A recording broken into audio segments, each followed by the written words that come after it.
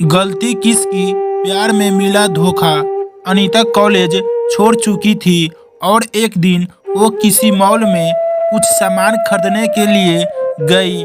तभी वहां उसे एक कॉलेज का पुराना दोस्त दिनेश मिल गया। तो दिनेश अनीता से कहा, ओए हेलो अनीता, तुम कैसी हो? कॉलेज छोड़ने के बाद हम सभी दोस्तों को भूल ही गई। तभी अनीता ने थोड़ा शर्माते हुए कहा कि नहीं दिनेश, दरअसल मैं किसी को भी नहीं भूली, बस बात यह है कि मुझे टाइम ही नहीं मिलता। तभी दिनेश ने अनीता को ऊपर से लेकर नीचे तक उसे घूरकर देखने लगा और अनीता को देखकर वो अपने मन में ये सोच रहा था कि वाओ कितनी सुंदर है अनीता, इसका तो नंबर लेना ही पड़ेगा। वैसे अनीता शुरू से ही बहुत ही भोली लड़की थी और ये बात दिनेश जानता था। और दिनेश कॉलेज टाइम से ही बहुत ही फ्रॉड लड़का था, लेकिन ये बात अनीता को बिल्कुल नहीं मालूम थी। तभी दिनेश ने अनीता से कहा कि अनीता चलो एक कप कॉफ़ी पीते हैं। तो अनीता ने माना किया, लेकिन दिनेश ने कहा कि यार पता नहीं फिर हम कब मिलेंगे, चलो ना यार। तब दिनेश उसका हाथ पकड़कर कॉफ़ी पिलाने ले गया और अनीता माना ही नहीं कर पाई। तभी दोनों ने कॉफ़ी भी पी ली। फिर अनीता जाने लगी, लेकिन दिनेश ने अनीता से बड़ी ही चालाकी से उसका नंबर भी मांग लिया और अनीता ने दिनेश को अपना नंबर न जाने क्यों दे दिया। तब अनीता ने कहा कि दिनेश अब मैं चलती हूँ, शायद मुझे बहुत देर हो गई है, घर पर सब मेरी राह देख रहे होंगे। तो दिनेश ने फिर से अनीता का हाथ पकड़कर कहा, अरे यार प्लीज अनीता रुको तो सही, इतने दिनों में हम मिले हैं, 5 मिनट रुक जाओ बस। अच्छा ये बताओ कि तुम्हारा अब तक कोई बॉयफ्रेंड है या नहीं? अभी तक तुम यूं ही शर्माती रहती हो।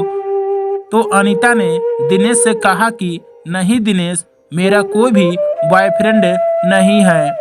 तभी दिनेश ने चांस मारते हुए उससे कहा, अरे अनीता तुम तो इतनी ज़्यादा खूबसूरत हो, फिर भी तुम्हें आज तक किसी ने भी प्रपोज क्यों नहीं किया?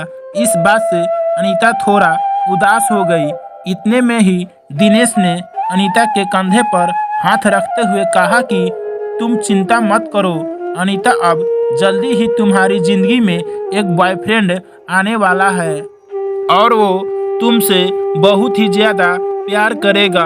और दिनेश ने अनीता के हाथ पर हाथ रख दिया और जैसे अनीता के अंदर कोई करंट सा ही लगा हो, लेकिन शायद वो दिनेश की आंखों में उसका फ्रॉडपना बिल्कुल भी नहीं देख पाई और वो दिनेश का हाथ अपने हाथ पर से भी नहीं उठा पाई। तभी दिनेश ने अनीता को उसके साथ एक एक सेल्फी लेने को कहा, लेकिन न जाने अनीता उसको माना क्यों नहीं कर पा रही थी। शायद दिनेश उसके भोलेपन का फायदा उठा रहा था।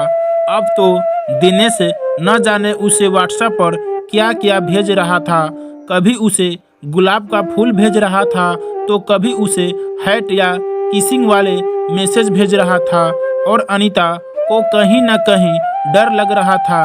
लेकिन दिनेश ने उसको कहा कि अरे यार तुम तो कुछ भी नहीं, मेरे दोस्त की गर्लफ्रेंड तो रोज ही उसे एक किस देने एक बगीचे में जाती है और वो तो अपने घर वालों को तो कुछ भी नहीं समझती। इस बात से अनीता का हौसला बहुत ही ज़्यादा बढ़ गया। एक दिन अनीता के घर पर कोई भी नहीं था।